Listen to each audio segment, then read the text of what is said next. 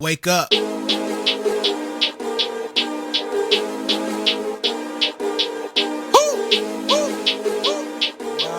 Hi, what is your name and what is your Let's get position with it. WMBK?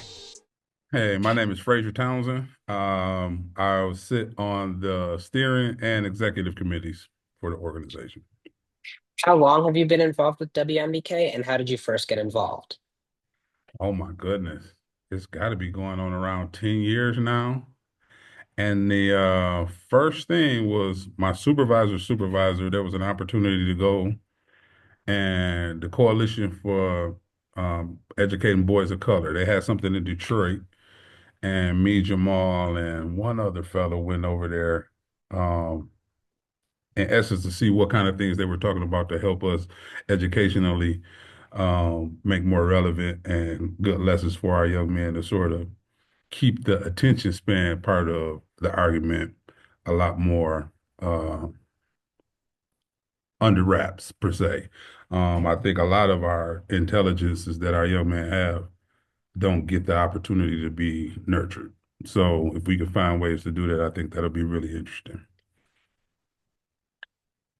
In your position, what does your participation with WMBK look like on a daily, weekly, to monthly basis? Boy. So, given that I do serve on two committees, I have weekly obligations. My county partners, because I saw you had a question later, but I work for our youth center, affectionately known as the Juvie. And so our county partners allow for me to have a couple hours worth of my time dedicated to getting into the schools or making it over to some of our support places to have our kids, help our kids. Um, I think so there's a lot of coordination with respect to the team trying to figure out what is our best ways. The organization has national pillars, and then we kind of focus on the crime retention aspect locally. And so a lot of it goes around, um, ultimately, it's all about how we can better get our kids to perform in school, but there are barriers to that, and we're trying to help mitigate some of those barriers. So have you always had an interest in this type of community-based work? And if not, how has that developed over time? Well, I mean, teamwork makes the dream work. And I think that's true whether you're talking about, your community or you're talking about a whole nation. And when we get, you know, mature enough to realize those little lines on the ground don't mean much as a whole planet, we'll work a little harder for the unity of all. Politics nowadays in this election season today is definitely some moments for you to be a little bit in despair. But I think Yeah. historically, especially as a person of African descent, we done been through a lot and we got the strength and resiliency to get through a lot more. So I know you touched on it a bit earlier, but what is your background or work outside of WMBK and how has that influenced your approach to the work you do with WMBK?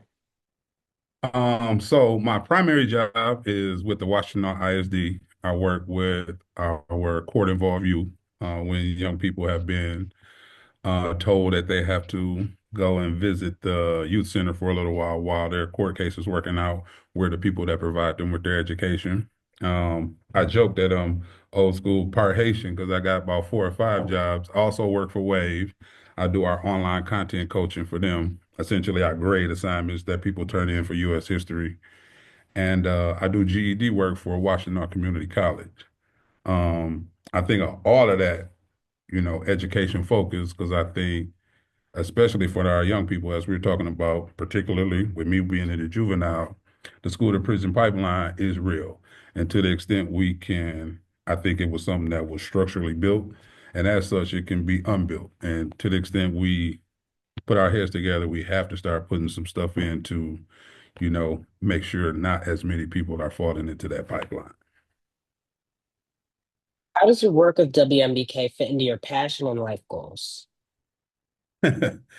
I guess honestly, I'd be lying if I said, I am a Christian. I'm raised a Christian by faith. So the whole nurture of my brother's keeper and the lesson around Cain and Abel was something that I think, I've always had a little affinity to.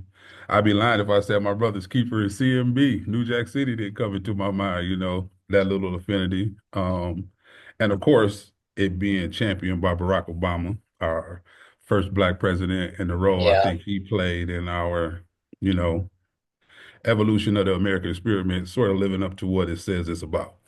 And so I think that that work is important, and I think it's going to lead us to the best of ourselves if we're really committed to it. So, how would you describe WMBK's purpose and impact to those who are unfamiliar with the organization? So our focus is, as stated in our literature, to help young men and boys of color in particular, but our organization is open to everyone. If you are in the community and a person, there are things that I think our organization will help benefit. No one org can do everything, so our focus and our mandate is a more tailored to that specific set. And I think there's a lot of evidence and numbers to say that that set and group needs a lot of attention and focus. Um, it's an attempt for us to standardize the values that we think are important for success, to really recognize the humanity and not be afraid of some people for whom I think media and a bunch of other forces want us to be afraid of, and to really realize that if, you know, I think for us to really live up to our ideals, what you might see on the Statue of Liberty or encoded in the Declaration, we're going to have to start investing and valuing all of our citizenry. Um, really putting everybody into the game is the only way we're going to, survive, I think, and continue the American excellence, for lack of a better word, for this next century. Could you tell me a story about something unique or an impactful or some sort of experience that happened to you while you were working with WMBK? Oh my goodness.